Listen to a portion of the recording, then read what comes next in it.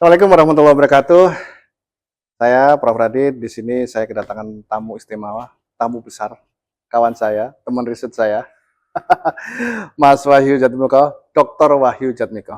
Ya, Assalamualaikum Mas. Waalaikumsalam, Prof. Radit. Terima kasih sudah diundang. Ya, alhamdulillah beliau datang ke sini ke UNER ya dalam rangka untuk guest lecture. Ya, alhamdulillah kemarin sudah diskusi banyak dengan mahasiswa dan alhamdulillah mahasiswa cukup aktif juga ya untuk tanya-tanya tentang riset-riset terbarunya Mas Wahyu. Nah, kali ini kita akan coba diskusikan ya, tentunya banyak sekali pengalaman Mas Wahyu yang kita tahu, pengalaman di luar negeri juga banyak, pengalaman ekonomi Islam di Indonesia maupun di luar negeri juga banyak.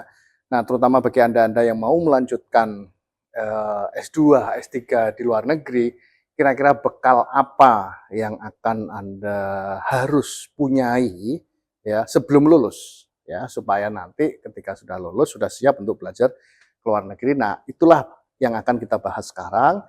Kita akan mendengarkan dari Mas Wahyu Jatmiko untuk bisa sharing-sharing pengalaman.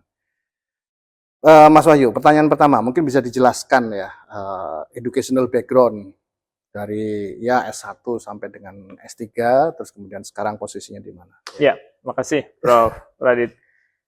Saya mulai S1 dari Universitas Indonesia. UI, ya. Tahun berapa maksudnya? Wah, harus disebut ya. Kelihatan mudanya. Oke, skip. Nggak apa-apa, saya mulai 2010, Prof. S1? S1. Serius? Exactly kan? Terkaget-kaget. Biasa. 2010. 2010, sekarang 2015. 2025. Go ahead. Ya, waktu itu di UI, di Fakultas Ekonomi, belum ada bisnisnya, Fakultas Ekonomi. Ya. Saya menyelesaikan di manajemen, konsentrasi keuangan. Gitu. Keuangan. Dulu belum ada Prof. Ekonomi syariah, Islamic finance, belum ada, ya? gitu ya. Secara program belum ada. Tapi sudah banyak mata kuliah ya?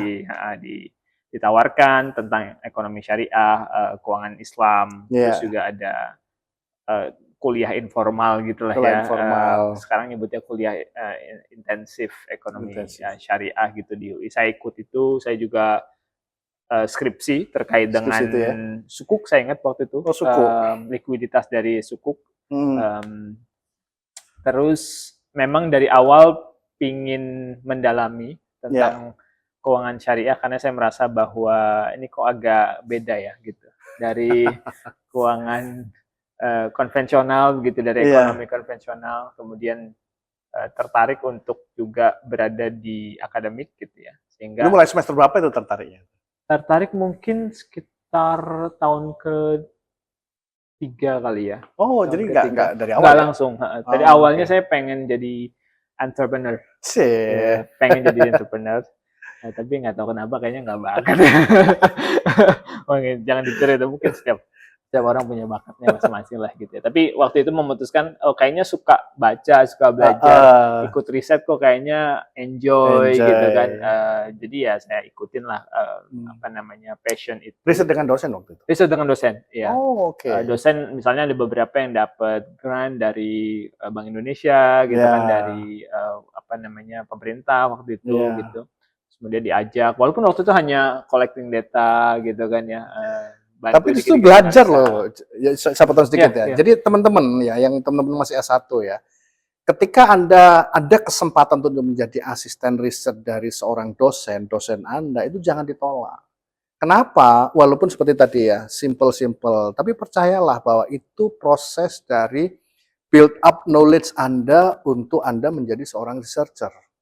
Betul kan? Betul, Bro. Betul banget. Jadi itu mungkin salah satu pintu masuk juga gitu ya, untuk bisa tahu riset itu bisnis modelnya kayak gimana sih gitu ya, dari A to Z gitu ya. Kalau sekarang mungkin udah sebagai researcher kita nggak dealing with raw data lagi gitu misalnya gitu ya. Tapi tetap kalau kita tahu awalnya seperti apa, jadinya kita bisa lebih menghargai proses riset itu gitu. Jadinya ya itu S1 membentuk saya cukup banyak sih. Saya hari ini tuh tapi kan nggak cuma collecting data kan? Nggak cuma collecting data, beberapa juga gitu ya? Analisa, bahkan nulis juga gitu ya. Nulis reportnya gitu kan, karena kan datanya selesai, kemudian kita olah, kemudian kita Iya. tulis, baru kemudian kita konsultasikan ke para peneliti yang Iya. sudah senior gitu ya. Mm, Itu beberapa kali saya lakukan gitu. mm. Nah, saya Um, potong sedikit. ya, Ini ada pelajaran penting ya, bahwa selain collecting data, menganalisis yang kemudian dosen kita tuh meminta kita melakukan itu bagian juga tidak kalah penting bagi pembentukan Anda menjadi seorang researcher. Ketika Anda melakukan analisa, Anda tentu akan mencurahkan segala pikiran kita. Bagaimana menganalisa data ini. Kemudian setelah selesai, kemudian Anda diskusikan dengan dosennya. Apakah itu sesuai dengan ekspektasi dosennya. Ya. Ketika dosen melihat, oh ya ini udah cukup bagus, tapi itu belum terlalu mendalam. Kamu cek ininya. Itu pelajaran yang penting bagi Anda. Anda akan tahu, oh ternyata segitu ya. Setuju nggak? Setuju sekali, Bro. Ya. That's the idea of research, ya. Uh, Ya, setelah itu jadi asisten dosen juga di nah, kampus. Nah, itu juga kalau riset itu lebih ke arah mempraktikkan apa ya namanya skill-skill riset yang sudah diajarkan sebelumnya, terutama metodologi dan lain yeah, sebagainya. Mengajar sebagai asisten dosen itu mungkin lebih kepada compiling knowledge yang kita sudah betul. Dapatkan. dapatkan. Karena terkadang itu pas S1 ya Prof, itu kita masih scattered tuh knowledge kita. Iya, Ada di mata kuliah ini, mata kuliah itu. betul. Kalau kita nggak menyalurkan, itu kadang kita bisa lost tuh, to be honest. Jadi kayak, dulu gue belajar apa ya gitu. Jadi selama S1 4 tahun, 3,5 tahun, 4 tahun, 5 tahun tuh belajar apa ya gitu ya. Jadi dengan menjadi asisten dosen tuh saya merasakan bahwa jadinya saya bisa terstruktur gitu bisa ya? terstruktur, bisa tahu juga sebenarnya oh belajar ini tuh koneksinya sama ini gitu ya. Sampai yang sangat terbuka itu ketika saya jadi asisten dosen, kalau tidak salah itu judulnya itu teori keuangan. Teori keuangan itu bicara tentang teori keuangan dari mulai capital market atau teori asset pricing model gitu kan, capital structure gitu kan, kemudian ya apa namanya corporate finance banking itu. gitu kan, corporate finance dan lain sebagainya. Nah itu benar-benar oh ternyata seindah ini sebenarnya gitu kalau kita udah bisa merunut gitu kan, mulai dari dulu itu Bapak finance itu siapa, hubungannya nanti sama economics itu kayak gimana gitu ya. Dan di situ juga yang kemudian saya mikir bahwa oh kayaknya finance tuh nggak baru-baru banget, nggak lama-lama banget gitu, masih baru sebenarnya gitu ya. Sehingga make sense kalau ada alternatif lain, salah satunya adalah Islamic finance gitu. Gitu. Ya. Kalau S1. Nah, terus kemudian ini menjelang mau S2 ini, ceritanya bagaimana sampai kemudian S2 beliau kan di Durham University, itu apa, ada Prof. Mehmet datang, atau kemudian jadi Anda tertarik, atau Anda udah tahu sebelumnya, atau apa, info dari mana, dan sejauh mana persiapan-persiapan itu dilakukan menuju S2? Dulu Durham itu sangat terkenal Islamic finance ya, kalau yang di Western country ya, Europe gitu, di Europe terutama gitu. Saya mendengar memang nama Prof. Mehmet ya, nama Prof. Syahid Ibrahim, Prof. Siapa dulu yang non Muslim itu, yang udah nggak di situ lagi? Rodney Wilson. Rodney Wilson masih di situ, Durham juga kan? Sudah tidak sepertinya, sudah purna. Waktu masa awal-awal enggak juga. Pas dia sempat di sana tapi kan? Sempat di sana, tapi pas saya S2 itu udah nggak mengajar beliau. Saya sempat datang ke kuliah umum beliau gitu. Ya, karena seingat saya Prof. Mehmet sama Prof. Rodney Wilson itu duluan Rodney Wilson di sana. Betul. Justru yang membuka Rodney Wilson. Membuka apa? Membuka program tersebut. Oh gitu. Iya. Membuka program Islamic Finance dari Rodney Wilson yang notabene adalah seorang Katolik. Iya, I'm not sure about tapi non Muslim jelas, bukan Islam. Iya. Oh, itu betul. Luar biasa itu. Iya. Ya, setelah itu ya cari-cari kan Prof, dan konsultasi juga terutama ke dosen gitu, karena dengan tadi ya riset dengan dosen, apalagi risetnya juga mengarah ke ekonomi syariah, Islamic finance, itu jadi kita punya akses untuk ngobrol. Iya. nanya gimana bagusnya S2 kalau misalnya mau S2 kemana. Bahkan dapat rekomendasi juga dari yang bersangkutan kan ketika kita Dosen apply sudah gitu. aware juga tentang Exactly. Durham atau mungkin lulusan dari sana? Betul. Mereka sudah cukup aware dengan Durham dan ada senior juga yang sudah ke sana. Itu juga memberikan semacam motivasi lah gitu ya. Dan senior ini juga perform di sana gitu ya, dapat best student ini itulah gitu ya. Jadinya kita mikir kayaknya saya juga mau deh gitu. Nggak mesti harus jadi best itu, tapi seenggaknya bisa belajar karena juga ada internal motivation juga, bro. Saya tuh memang lahir di Bantul ya, Yogyakarta.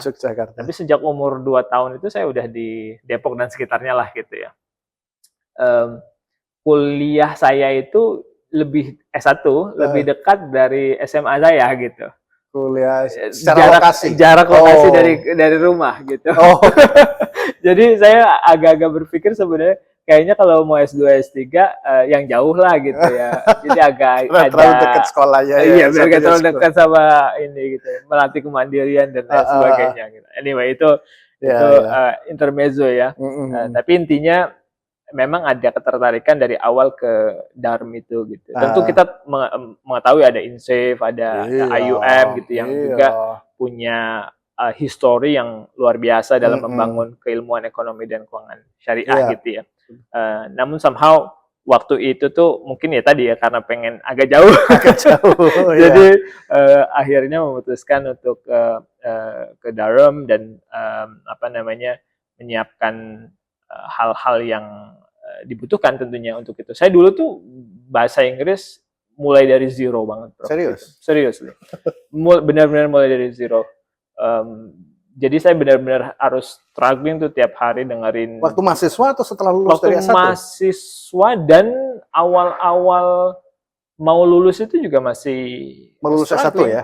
Lulus S1 gitu. Okay. Jadi banyak dengerin BBC News gitu kan, jadi London. dengerin aksen London gitu. Aksen ya gitu kan. Karena kan IELTS nih gitu. Kita harus familiarizing kan jadi kalau banyak teman-teman yang bilang bahwa saya nggak bisa bahasa Inggris jadinya nggak mau itu nggak mau untuk mengusahakan begitu. Saya kira saya juga dulu itu bahkan mungkin posisinya jauh lebih tidak tidak memiliki advantage untuk bahasa Inggris tersebut dibandingkan dengan banyak teman-teman yang sekarang itu sangat ini ya gitu. Saya ingat waktu itu saya walaupun retake hanya 2 kali, saya tahu beberapa teman-teman tuh sampai retake-nya bisa 4-5 kali gitu ya. Alhamdulillah retake IELTS-nya 2 kali waktu itu. Tapi itu juga saya merasa kayaknya beruntung nih pas yang kedua nih gitu.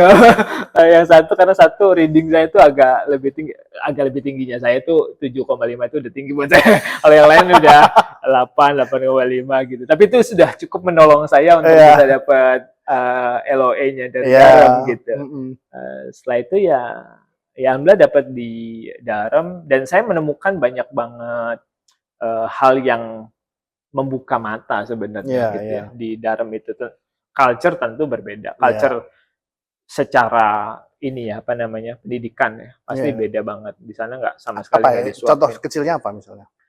Secara assessment misalnya. Kita dulu saya dulu di UI itu assessment-nya kan exam ya, sitting exam gitu ya. Tengah semester sama akhir semester terus ada presentasi dan lain sebagainya. Jadi komponennya itu sebenarnya banyak gitu kan yang membentuk nilai akhir kita gitu. Tapi di sana tuh cuman ada 2, di sana maksudnya di Durham waktu itu cuman ada 2 tipe exam. Yang pertama adalah formative exam, which is itu bukan exam sebenarnya, formative assessment. Dia sifatnya feedback aja. Bukan nilai, tidak membentuk nilai akhir kita. Dan juga yang membentuk nilai akhir kita adalah summative assessment. Yang itu hanya 1 kali, essay juga. In class? Ada yang in class, ada yang dia take home. Sehingga kayak akhirnya ini kalau nggak lulus ya udah gitu. Jadi cuman 1 ini kan 1 kesempatan nih kan. Gitu ya? Nggak Jadi nggak ada remedi. komponen yang lain kan gitu. Remedi mungkin ada gitu Ada ya. nanti Tapi gitu. komponen yang Tapi lainnya nggak komponen ada. nggak ada. Jadi kita benar-benar harus fokus ngerjain yang Heeh. ini gitu. Kalau enggak ya kolas lah gitu kan. Dan juga semua itu dianggap kita mandiri kayak mereka ngasih Iya. reading list ke kita gitu. Baca sendiri Baca gitu ya. sendiri gitu. Kalau nggak baca sebelum masuk kuliah ya nggak ngerti gitu aja berat. gitu. Betul. Dan Ini kalau nggak pelajaran ngerti penting bukan ini. problem dari lecturernya gitu Iya, ya, it's problem your dari kita business gitu. gitu. It's our business. Ini ya. saya mau komentari sedikit karena ini sama persis sama yang saya alami dulu waktu Iya. sekolah S2. Iya. Saya tuh udah berusaha untuk baca ya kan kita udah dikasih tahu nih minggu ini topiknya ini Iya. gitu ya. Jadi beberapa hari sebelumnya udah saya akan baca itu. Udah baca semaksimal mungkin itu terus kemudian pada saat hari H ada dosennya gitu. Itu dosennya nerangkan yang jauh lebih dalam, lebih Iya, komprehensif iya. sehingga kita kok yang saya baca nggak ada di sini. Iya, Jadi di dalam itu apalagi kalau nggak baca Iya, itu udah kolas. Iya, iya. Dan juga teman-temannya kan juga kita punya international students yang cukup banyak gitu ya. Saya waktu itu amazed juga karena di tahun saya itu ada satu orang dari Jerman gitu ya. Terus belajar Islamic Finance dan Muslim, pastinya Muslim juga? bukan Muslim. Oh. Ada lagi saya agak kurang ingat dari mana ya, apa US ya. Tapi ada juga yang take beberapa kursusnya walaupun dia tidak di Islamic Finance Program tapi dia take course-nya gitu kayak teman dari sit-in gitu ya, teman dari Cina gitu ya, gitu, Tiongkok juga ada gitu ya. Yang lain tentu banyak dari Malaysia, dari Timur Tengah juga ada beberapa gitu. Jadi benar-benar punya banyak perspektif ketika mendiskusikan suatu hal gitu ya. Ketika ada kerja kelompok gitu kan, diskusinya mesti rame, diskusinya rame gitu kan, mereka juga suka ngomong kan gitu, suka talkative ya, mengemukakan pendapat dan lain sebagainya gitu. Dan saya dulu tuh pemalu, bro, sampai sekarang sih masih pemalu, artinya malu untuk mengungkapkan pendapat gitu ya, malu yang tidak baik sebenarnya. Kalau kita punya pendapat kan sebenarnya kita ya uji aja quote unquote, itu akan justru memberikan apa namanya, shaping our ini kan knowledge thinking dan lain sebagainya gitu. Dulu saya nggak seperti itu tuh. Tapi dipaksa dengan keadaan dipaksa, ya. Akhirnya gitu. Kalau enggak saya kayaknya nggak belajar nih kalau nggak ngomong apa-apa gitu. Jadi akhirnya ngomong gitu. Walaupun kita agak ini juga sih, kesal juga ya kadang mereka apa aja diomongin gitu kan. Nggak terlalu penting juga diomongin. Semua tapi itu adalah culture mereka yang kita perlu. Tapi menarik juga untuk melatih bahasa Inggris kita juga kan ya. Iya. Itu kemudian dari S2 tahun berapa sampai tahun berapa, Mas? Setahun aja, 2015 sampai 2016. Kemudian saya kembali ke Indonesia. Waktu itu balik lagi di UI sebagai dosen, sudah dosen tapi dosen dengan skema lain-lain lah gitu ya, dan lain sebagainya kayak gitu. Itu ngajar ekonomi keuangan syariah juga, bank syariah, mata kuliahnya ya, atau sudah mulai ada, bahkan jurusannya sudah mulai. Kita 2013 itu kan baru mulai, bro. Gitu. 2013 dan 2014 bisnis Islam dan ilmu ekonomi Islam gitu ya. S1 mulainya gitu. Dan di situ saya juga banyak belajar karena akhirnya dituntut juga atau di apa ya, di encourage juga untuk membuat kurikulum gitu, silabus lah paling enggak gitu ya. Karena kan belum ada sebelumnya kan, misalnya kita disuruh untuk apa namanya, membuat mata kuliah bank syariah gitu ya, atau apa namanya, pengantar keuangan Islam gitu misalnya kan, atau pasar modal Islam gitu misalnya gitu. Itu kan ya memang kita punya bayangan dulu di UK gitu, tapi di UK itu S2 kan gitu yang kita pelajari kan. Harus kita pecahkan menjadi bahasa. S1 ini kan beda. Bahasa S1. Betul, dan harus dalam kan. Dulu di UK itu nggak dalam sama sekali, dalam arti kalau komparasinya adalah S1 di Indonesia gitu ya. Dan mata kuliahnya banyak. Dan mata kuliahnya harus banyak, tapi itu sangat memberikan pelajaran yang berharga juga gitu, bahwa akhirnya kita tahu bahwa memang sangat apa ya namanya, tidak mudah untuk membuat program keuangan syariah. Sampai saya sempat ngobrol dengan salah satu profesor saya dari UK itu dia bilang Indonesia tuh sangat berani gitu dalam konteks pembangunan ekonomi dan keuangan syariah gitu ya. Karena bahkan S1-nya yang di-develop gitu ya. Ketika di luar itu lebih banyak fokusnya di postgrad dan PhD gitu ya. Karena mereka pengen membangun knowledge-nya dulu kan gitu ya, sebelum bisa diimplementasikan di S1-nya gitu ya. Tapi di sisi lain juga itu mungkin sindiran halus gitu ya, bahwa ya ayo mana textbook-nya, ayo mana referensinya gitu ya, pakai yang mana sih gitu, apakah udah kita pikirkan dengan baik atau belum gitu dan lain sebagainya kayak gitu. Habis lulus S2, balik, terus balik S3 lagi ya? Balik S3 ke Durham dengan profesor yang sama. Saya S2 dibimbing oleh Profesor Syahid Ibrahim, S3 juga dibimbing oleh beliau. Untungnya Profesor Syahid itu gimana ya, Prof? Mungkin juga udah sudah ini ya, sangat matematikal banget. Sangat matematikal. Dan saya awalnya juga sempat konsultasi sama pembimbing S1 saya. Saya bilang, saya mampu nggak ya sama beliau gitu ya. Karena ya pembimbing S1 saya kan juga cukup bagus math-nya, kuantitatifnya dan lain sebagainya gitu. Saya ingin tahu persepsi beliau karena beliau juga sudah sempat membimbing saya gitu ya. Dia satu yang pembimbing S1 ini, Pak Imam Wahyudi. Dari FEB UI. Terus beliau bilang, kalau saya sih yakin kamu bisa gitu. Itu yang membuat motivasi sendiri gitu ya. Akhirnya, tapi kata beliau adalah kamu harus bisa memastikan dia mau menjadi pembimbing S3 dengan cara perform ketika disertasi S2 gitu. Tesisnya gitu. Terus akhirnya saya lakukan itu, saya coba untuk bisa perform dan saya waktu menghadap ke Prof. Syahid itu saya bilang, Prof, agenda riset Anda apa? Gitu. Itu waktu S3 atau S2? Oh, S2. Karena saya mau mencoba untuk S3 di bawah Anda nanti gitu. Itu sudah saya ungkapkan gitu. Waktu itu Anda tanyanya ketika ongoing S2 si beliau. Sebelum disertasi S2. Karena kan udah akan ada. Tapi dia pembimbing S2 Anda waktu itu sudah ditunjuk. Jadi belum ditunjuk, tapi kita kan boleh mengusulkan siapa yang jadi pembimbing. mau jadi pembimbing, yang kita mau dia menjadi pembimbing kita. Sebenarnya awalnya saya juga approach Prof. Mehmet gitu, tapi beliau bilang kamu kuantitatif banget kayaknya gitu. Prof. Mehmet kan sangat ini ya, kualitatif ya. Iya, kuat sekali kualitatif, filosofi dan lain sebagainya. Mungkin beliau mikir kalau saya nggak sampai lah ke sana gitu, filosofi itu gitu ya. Jadi dan waktu itu kayaknya Prof. Syahid juga masih belum banyak yang supervisinya belum banyak gitu ya. Jadi diusulkan coba sama Prof. Syahid gitu. Akhirnya saya ke Prof. Syahid. Awalnya saya ditolak, ditolak dalam karena kamu mau riset apa gitu. Saya bilang saya mau riset suku Prof dulu, S1 saya tentang suku gitu. Empirical Prof gitu. Oh, saya teoris gitu. Akhirnya saya approach lagi, Prof, ya tadi yang pertanyaan saya ubah gitu. Bukan Anda mau jadi ini ya, saya atau enggak, apa supervisor saya atau enggak. Tapi saya ubah jadi, Prof, agenda riset Anda sekarang itu apa gitu.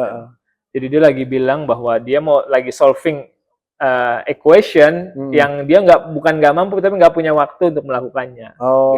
Gitu. Terus saya bilang dia nggak ngasih equation ya, dia cuma ngasih satu jurnal gitu kan, dan jurnal dia. Jadi jurnal lain dan jurnal dia gitu. Saya mau gabungin ini gitu dah. Tolong kerjakan gitu maksudnya. Tolong pikirkan gitu. Ini gimana maksudnya digabungin itu gimana gitu kan. Terus ya udah saya sampai nelpon teman saya namanya Azizon ya, kenal lah Prof. Raditya. Bos ini gimana ya kalau misalnya gue disuruh kayak gini nih gimana gitu. Terus saya bilang kayaknya Azizon ngajarin banyak hal lah, dia kan economics gitu. Apa namanya? Enggak yang langsung solving the issue, tapi dia ngasih scaffolding lah gitu buat saya untuk sampai kepada pelajari ini dulu, betul. Ya. Kayaknya ini gini deh, bahasa ini gini deh segala macam gitu. Walaupun konsepnya konsep finance, bukan konsep, jadi perpaduan lah antara economics dan finance gitu. Dan simple sebenarnya, cuma pakai partial derivative aja Prof sebenarnya. Tapi untuk saya yang bukan pure math atau pure kuantitatif gitu ya, kuantitatif yang sifatnya teoris itu cukup struggling juga. Dan alhamdulillahnya saya solve ininya, gitu? mathnya gitu kan. Saya kasih ke Prof nih apa namanya? Ya kayak gini benar atau enggak? Amazed dia. Oh ya? Amazed dia. Jadi itu tuh ini poin awal. Dia bilang ya, I've been doing this for 5 years. And you're the one who solved it. Saya, oh oke. Itu takdir kayaknya, takdir. Karena saya juga gak nyangka tuh biasanya sebelumnya gitu bahwa saya bisa melakukan itu. By the way, it's a very simple derivative gitu. Ini enggak yang kayak aneh-aneh gitu. Tapi saya merasa bahwa saya memang awalnya itu empirical banget gitu, bukan yang teoris gitu. Akhirnya itu yang jadi tesisnya? Itu jadi tesis saya. Saya lanjutkan jadi chapter pertama PhD saya. Salah satu yang publish pertama. Di mana? Publish di mana? RQFA, Review of Quantitative Finance and Accounting. Publish di sana, di IBS 3 lah. Lumayan lah kalau di UK gitu kan. Jadi dia senang. Akhirnya jadi mahasiswa S3 beliau gitu. Ketika itu kayak membuka banyak hal lah gitu. Itu kayak kita not only solving equation, but I think it's also opens the door gitu ya, dia untuk ngebuka. Nanti gua tunggu ya untuk S3 bareng gitu. Apa yang Mas Wahyu barusan ceritakan ini itu sebetulnya dia tidak hanya representasi dia sebagai individual, tapi dia representasi Indonesia. Kan dengan seperti itu, image Prof. Zahid Ibrahim kan, kayak gini ya orang Indonesia ya. Artinya ada image bagusnya gitu loh. Jadi kita juga harus terima kasih juga. Dan by the way itu benar Prof. Ketika di beberapa kesempatan juga, dan saya ngobrol sama Academics UK, mereka itu sangat appreciate mahasiswa-mahasiswa Indonesia. Really? Iya. Menurut mereka mahasiswa Indonesia itu jauh lebih berkualitas dibandingkan dengan international students yang kebanyakan lah. Saya nggak bilang semuanya, kebanyakan international students. Gitu ya. Saya nggak tahu. How do they come up with that conclusion? Karena mereka merasa bahwa orang-orang Indonesia itu nggak perlu disuapin. Jadi nggak demand banyak ke mereka, tapi deliver. Itu somehow mereka suka dengan hal tersebut. Karena kalau dilihat dari pembandingannya, yang lain itu minta ini, tapi nggak deliver juga gitu kan. Ini saya bicara tentang secara overall gitu. Banyak juga tentu yang ini mereka. Tapi mereka bilang Indonesian, Malaysia, I like students from this part of the world gitu.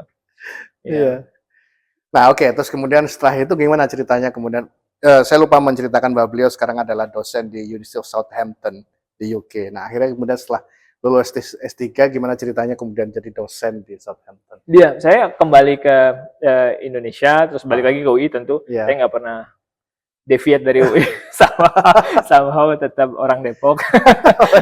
Jadi kembali ke UI, kemudian riset, ngajar di UI setelah PhD itu gitu kan.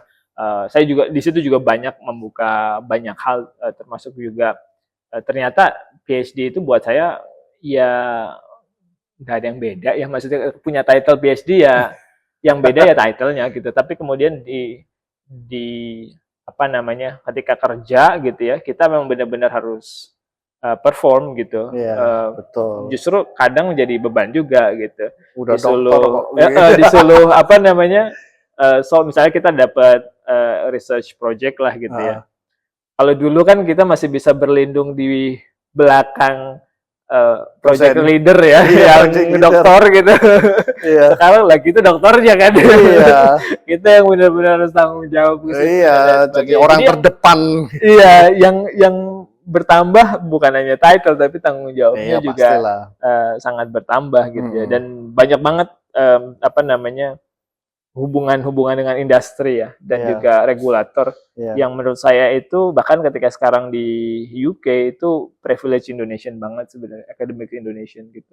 Bahwa kita bisa UK itu baru mulai nih yang kayak gini mendekatkan akademik dengan industri. Dulu sudah, tapi hanya beberapa profesor-profesor besar gitu ya. Mm-mm. Sekarang diinstitusionalisasi gitu ya. Oke, dulu individual maksudnya, Dulu individual profesor individual, gitu, tapi betul. sekarang di Sekarang mereka punya institutionalize ya. knowledge exchange and enterprise gitu, KEE gitu. Yang intinya adalah mau kalau bahasa apa namanya tadi ketemu dengan Pak Rektor gitu ya, entrepreneurial university gitu ya.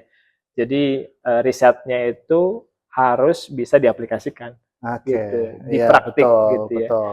Di Indonesia itu sangat mungkin karena kita dekat banget dengan industri gitu ya. Iya, Dekat banget dengan regulator kita di ekonomi dan keuangan mungkin punya akses yang lebih untuk kolaborasi dengan Bank Indonesia, betul, dengan OJK, dengan betul, Kementerian Keuangan, Bappenas dan lain betul, sebagainya lah gitu yang nggak iya, bisa saya sebutkan satu-satu gitu. betul. Industri juga seperti Dan itu, juga lembaga zakat perbankan, juga, lembaga lembaga zakat, iya, zakat, lembaga wakaf dan iya, lain sebagainya. Jadi regulator.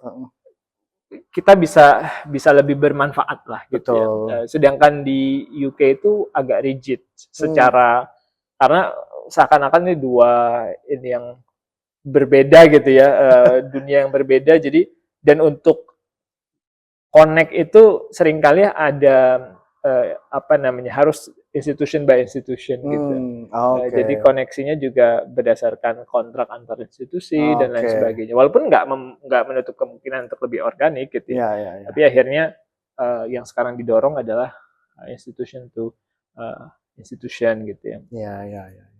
Terus long story short sebenarnya saya akhirnya juga coba untuk karena di encourage oleh Profesor Syed Ibrahim gitu ya dan beberapa kawan saya begitu ya, beberapa profesor juga sebenarnya gitu ya. Jadi sempat pada suatu waktu itu ada seorang profesor, dan ini bukan Profesor Syed. Kalau Profesor Syed yang ngomong kayak gini emang udah biasa gitu. Dalam arti ya saya masih bimbingannya dan kemudian saya dipush untuk ke arah sana gitu ya.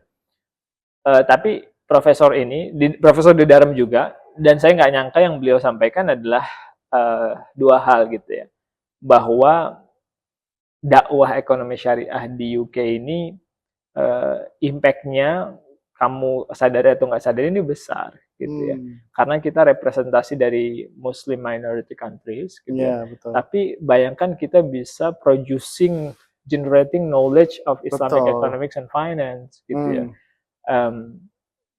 Ini manfaatnya insya Allah besar untuk orang. Itu satu dia bilang, premis dia itu. Premis yang kedua adalah kami ini udah senior gitu. Ya mungkin beberapa tahun lagi gitu ya, bisa jadi beberapa dari kami sudah pensiun gitu. Dan ada kecemasan tidak ada yang melanjutkan milestone yang sudah dibangun itu gitu ya. Sehingga mereka mau sebenarnya bisa banyak yang consider lah, yang membuka opsi untuk bisa melanjutkan estafet itu di UK nanti kayak gitu. Itu yang membuka ini saya sih. Maksudnya saya memang apa namanya tentu untuk academics ya, setiap academics ada keinginan lah ya untuk bisa untuk apa ya namanya ya berkarir, untuk berkontribusi yang lebih luas gitu ya. Apa namanya punya battlefield yang lebih ini ya, lebih challenging gitu dan sebagainya. Tentu adalah academic apa ya enthusiasm kayak gitu tuh ada kayak gitu. Tapi belum sampai ketika itu memuncak banget gitu. Dalam arti bahwa kayaknya ada meaning yang besar deh yang bisa diperjuangkan kayak gitu. Dan juga kalau kita lihat profesor di sana kan banyak yang dari originally gitu ya. Representasi India, representasi Bangladesh, representasi Turkish, Indonesia, mungkin ada beberapa diaspora yang ini, tapi Islamic Finance Economics mungkin sangat jarang gitu ya. Padahal kita, of course, Muslim majority country satu hal lah, tapi kita apa namanya sudah harus bisa shape knowledge di tingkat global lah gitu untuk ekonomi dan keuangan syariah. Tentu Prof Radit, beberapa profesor dan apa namanya guru-guru kita di Indonesia luar biasa melakukan itu dari Indonesia gitu ya. Mungkin saya mengambil peran sedikit lah yang ada di luar Indonesia gitu nanti. Iya. Makanya kita bisa akhirnya kolaborasi sekarang gitu kan. Walaupun ya orang itu juga Iya. ya kan, tapi kolaborasinya semoga bisa lebih membuka ini ya. Kita di impact untuk dakwah Iya. ekonomi dan keuangan syariah itu sendiri. Akhirnya saya mencoba untuk daftar beberapa ini gitu ya. Dan Southampton itu yang pertama yang manggil saya interview dan alhamdulillah langsung ya, jadi kayak udah takdir aja.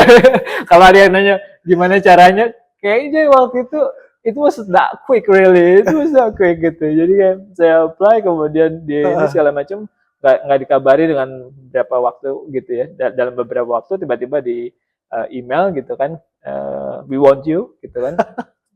Please give us the references gitu, reference-nya. Akhirnya saya sampaikan Prof. Waktu itu udah punya, kan biasanya kalau luar negeri dalam hal perekrutan dosen itu pasti yang dilihat adalah publikasi. Iya. Waktu itu udah ada berapa publikasi?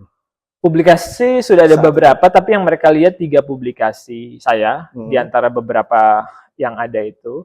Satu memang di British Journal of Management, ABS 4. Satu yang tadi saya sampaikan, RQFA di ABS 3. Satu lagi di GIFMIM. GIFMIM itu apa ya? Journal International Money, Financial Institution and Money, bla bla bla lah gitu ya. Itu juga ABS. ABS 3 dan 3-tiganya memang dari disertasi saya ketika bersama Prof. Syahid Ibrahim itu. Dan 3-tiganya juga saya first co-author gitu. First author ya. First authornya. Sehingga mereka menganggap kalau di UK itu kan defaultnya berdasarkan abjad. Apanya? Authorship ordernya. Order of authorships-nya gitu ya. Tapi saya itu harusnya nggak, kalau berdasarkan abjad saya nggak pertama. Karena ada beberapa nama lain yang depannya namanya mulai dari sebelum J gitu kan, Judd Nicol gitu. Tapi fakta bahwa saya di depan itu memberikan signal bagi mereka bahwa majority of the work saya yang mengerjakan gitu ya. Sehingga ini juga mungkin saran buat teman-teman gitu ya, terutama kalau misalnya untuk yang disertasi sendiri gitu ya, diusahakan nama, kalau nggak sesuai abjad ya nama pertama gitu ya, untuk yang kita kerjakan gitu. Walaupun setelah itu sebenarnya nggak perlu gitu, sesuai abjad aja gitu ya, itu nggak masalah juga gitu ya. Karena akhirnya ketika sudah masuk ke sistem gitu ya, itu yang dilihat publikasi kita di mana gitu ya.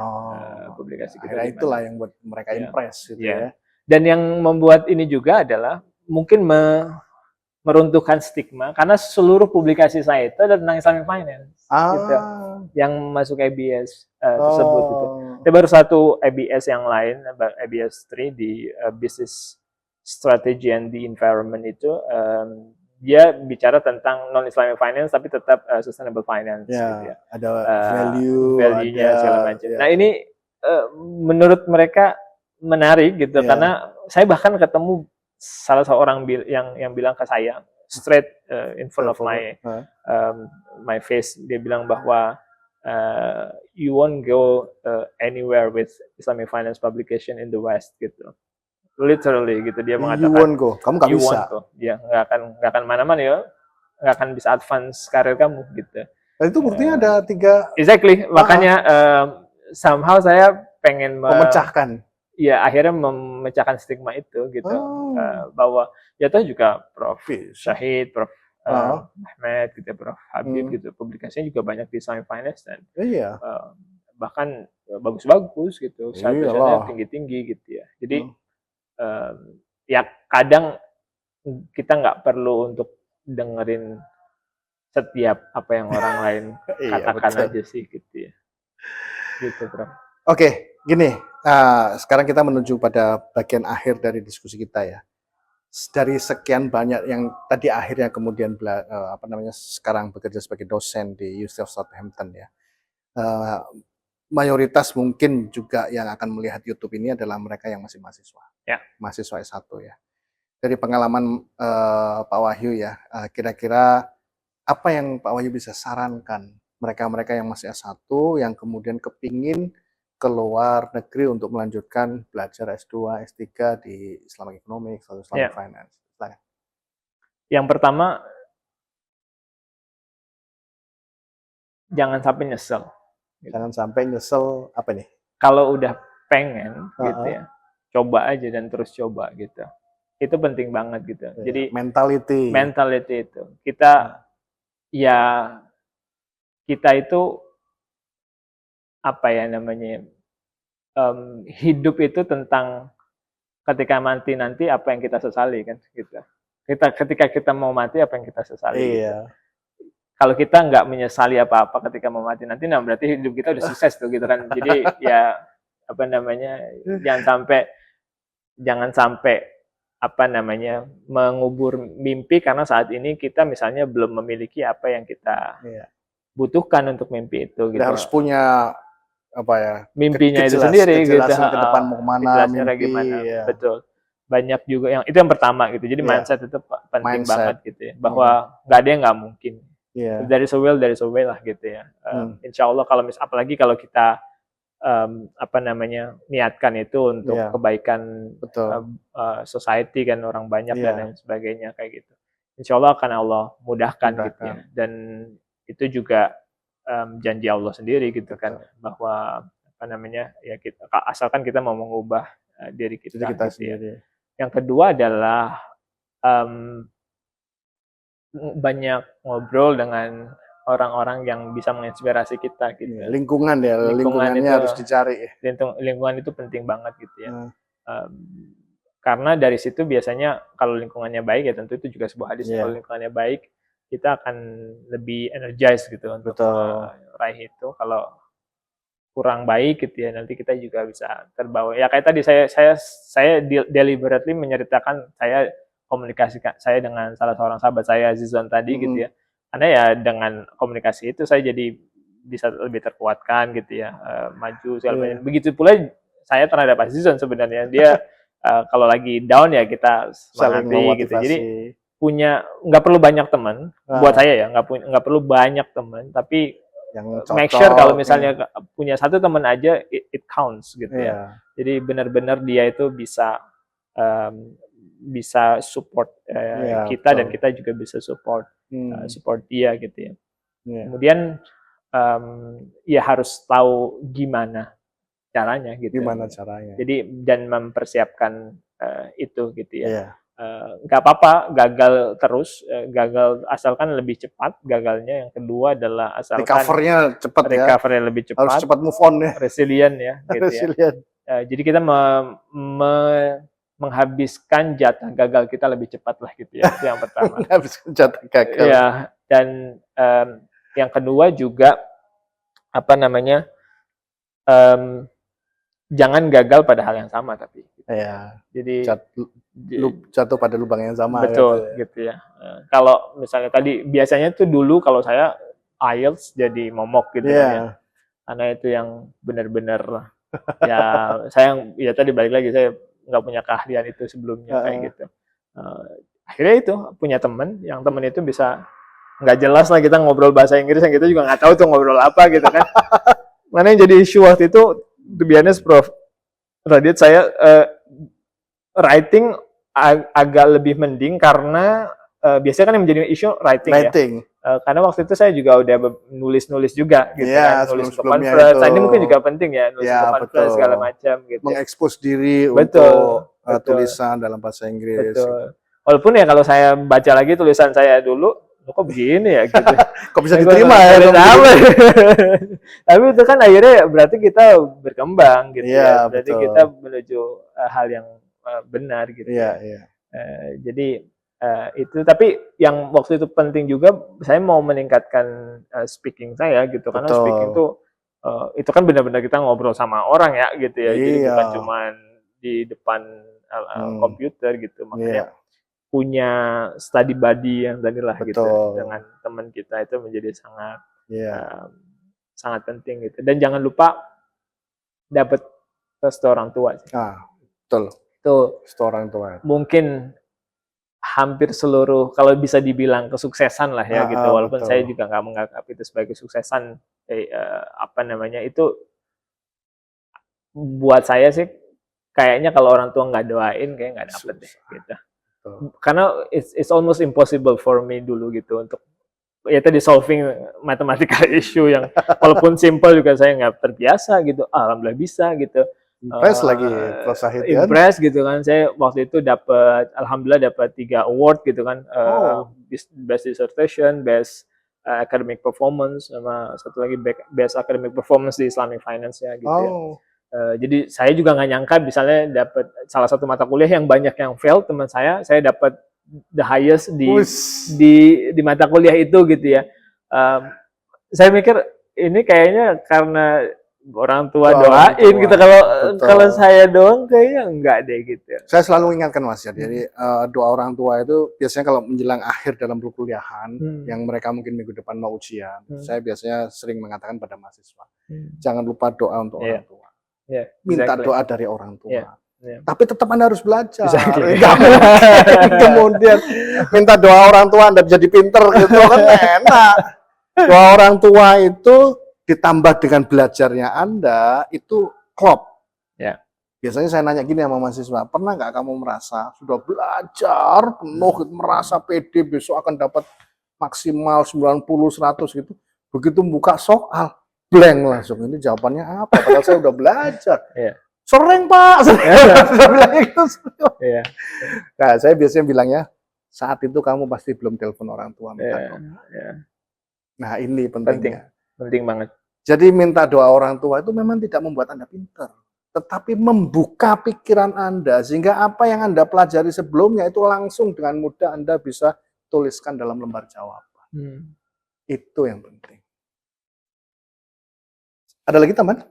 Cukup ya. Baik kawan-kawan, siapapun yang melihat ini mudah-mudahan bermanfaat ya.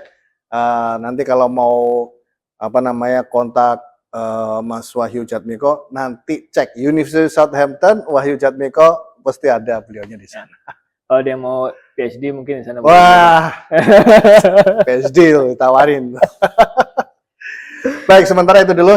Terima kasih Mas Wahyu atas kehadirannya, keluangan waktu untuk podcast, datang di UNER juga untuk kemudian ngasih ini ya, guest lecture gitu ya. Insyaallah kita akan jumpa lagi. Mudah-mudahan saya ada rezeki untuk ke Southampton Mas. Insyaallah, ditunggu. Insyaallah. Terima kasih, saya akhiri. Wassalamualaikum warahmatullahi wabarakatuh. Waalaikumsalam.